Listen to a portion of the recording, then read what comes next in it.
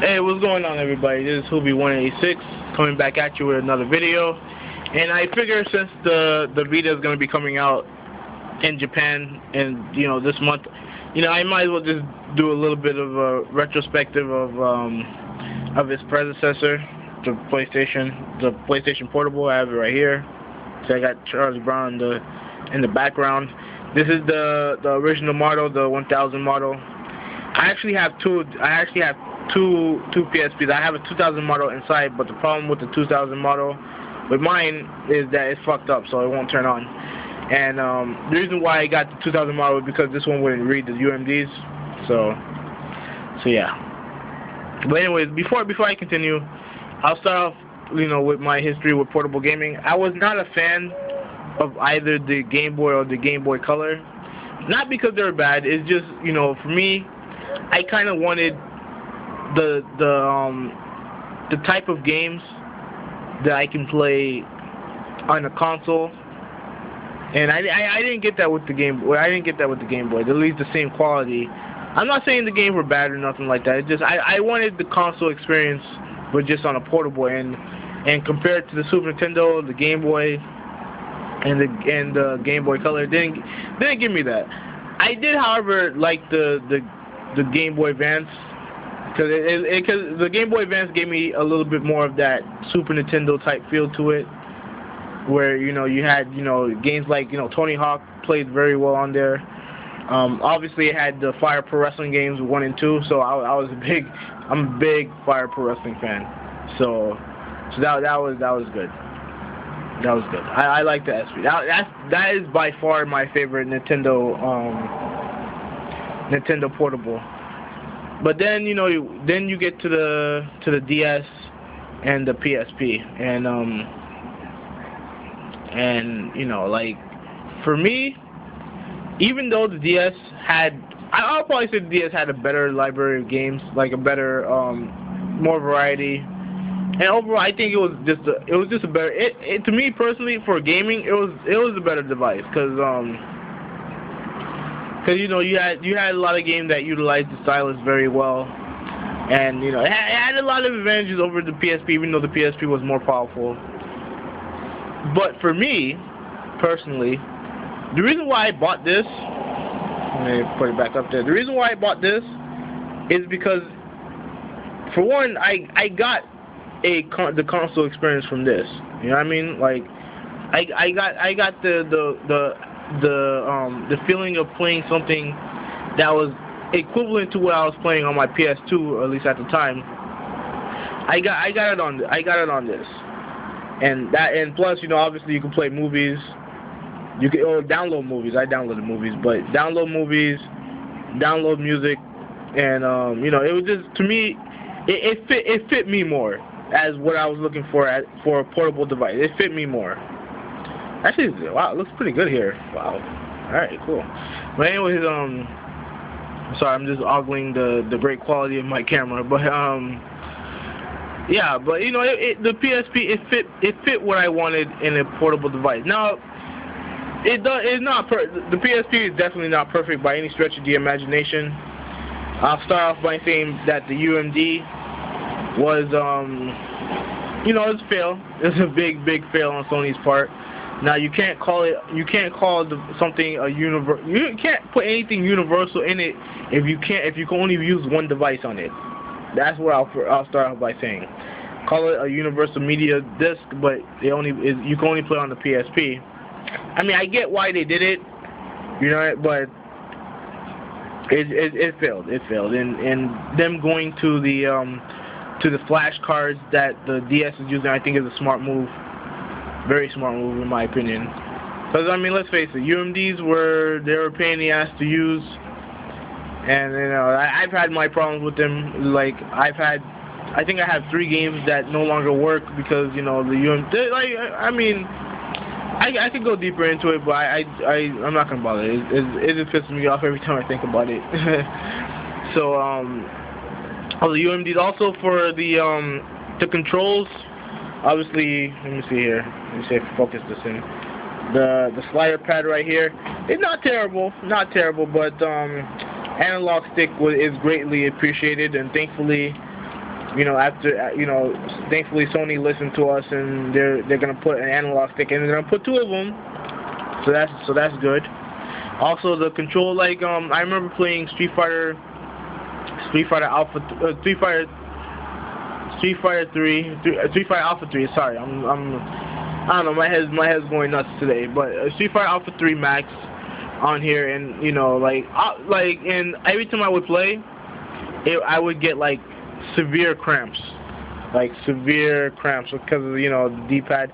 Not a bad D-pad, but it just I don't know, man. It gave me some nasty cramps in my fingers, and also with that game, the load times were just unacceptable, completely unacceptable. So yeah. So overall, the gaming library, well, it really wasn't for me. I will say this: if you do like RPGs, then you have to get this. You have to get this. There are tons and tons of RPGs on there. So I mean, if you like that, then yeah, PSP is the system you should get. But like I said before, not perfect by any stretch of the imagination, but it was the console for me. Definitely the console for me. And as far as the Vita goes, I plan on getting it. I don't think I can get it day one. I'll wait to see the verdict on it, see if there are any problems that arise on it, and we'll see what happens. Now, I know a lot of people making a big deal about the memory cards. Like for me, the price is a bit of a turnoff for me for the memory cards, but I understand why. I understand why it costs like that. For one, Sony's selling the Vita at a huge loss, so So I think what they're trying to do is, outside of trying to recoup it with software sales, obviously, they're gonna try to recoup it with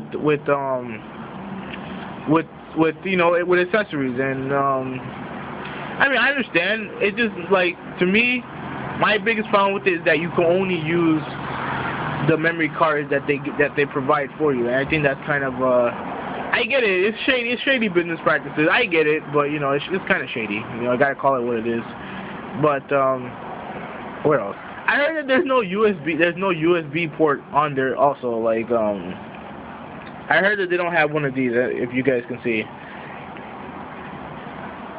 yeah, they don't have one of those. That's kind of odd. So I'll do more research on it. I just wanted to give you guys my thoughts on the PSP in general, and yeah, that's basically it. I mean, I'm trying to think. Did I forget anything? Let me see. I know I had something else I wanted to talk about. Let me think. Yeah, I think that's about it. What do you guys think about the PSP in general? Did you like it? Did you hate it? Like, your favorite games on here? Well, I guess I'll do that.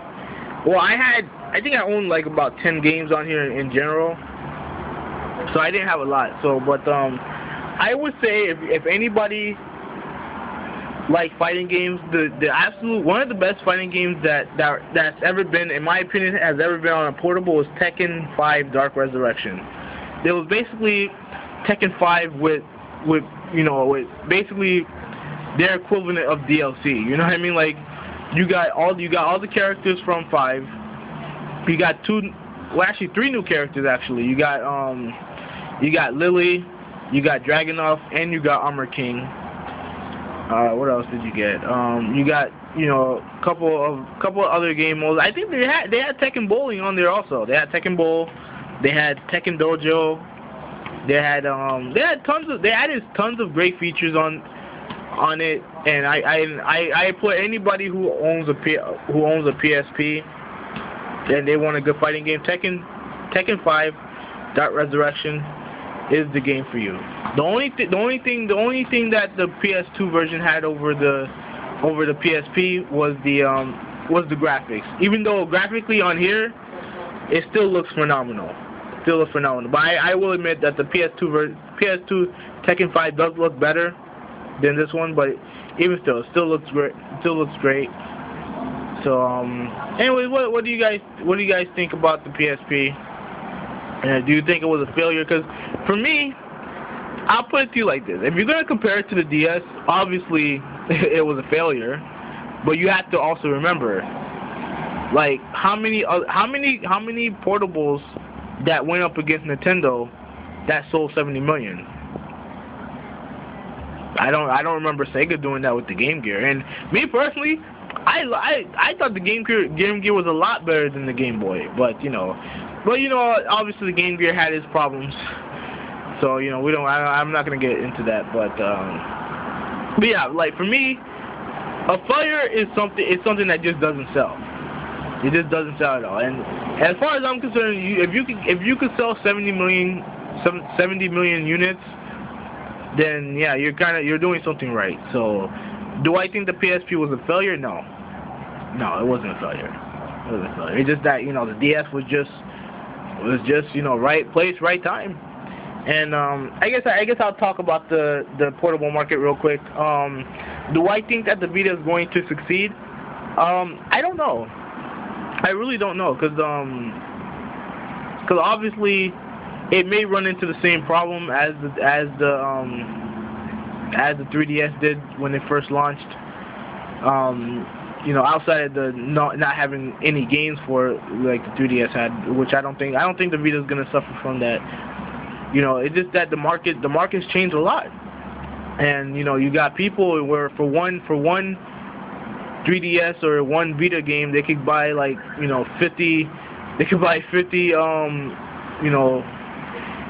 50 games on their cell phone for nothing. You know what I mean? Like it's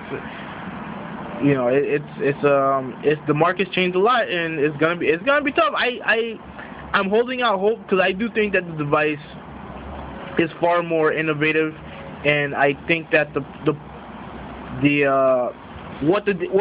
personally what the DS had over the PSP was innovation with the touchscreen and all that other stuff.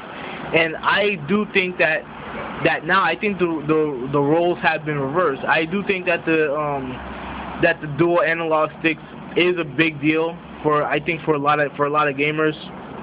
Having a second one of this, plus being analog instead of slider pad, I think that's a big deal for a lot of gamers. Also, having not only the front, having the touchscreen, and plus also having the back screen is a big deal also. I think when done right, if you could get a game that can utilize this feature really well, I think it